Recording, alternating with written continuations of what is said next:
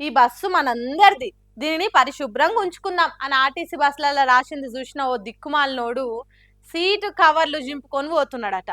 అట్లెందుకు చేసినావు అని అంటే, ఈ బస్సు మనందరిది అని రాసిండ్రు కదా, నా వంతుకు వచ్చినాయి తీసుకుపోతున్నా అని అన్నాడట. నలుగురిని నవ్వించేతానికి బస్సు ముచ్చట ఇట్లా జోక్ తిరగా ఉట్టింది కావచ్చు కానీ అట్లా ఎవరు చేస్తారు చెప్పుండ్రి.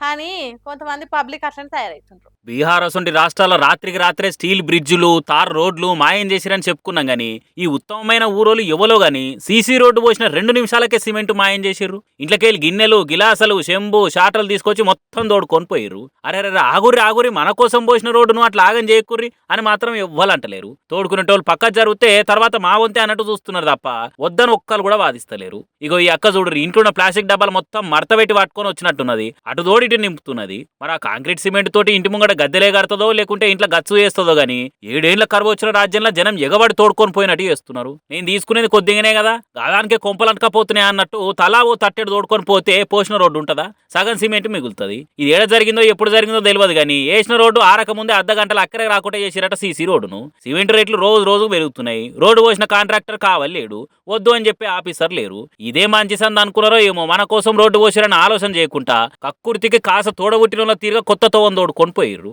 ఇప్పుడు ఈ వీడియో ఇంటర్నెట్ లో ఇరుగా మరగా తిరుగుతున్నదిగా. ఓర్ని వీలేంద్ర బాబు ఇంత కరువులు ఉన్నారు, ఎన్నడన్నా సిమెంట్ చూసిర్రా లేదా అని కామెంట్లు పెట్టుకుంటే వీడియోని షేర్ చేస్తున్నారు సోషల్ మీడియా పబ్లిక్.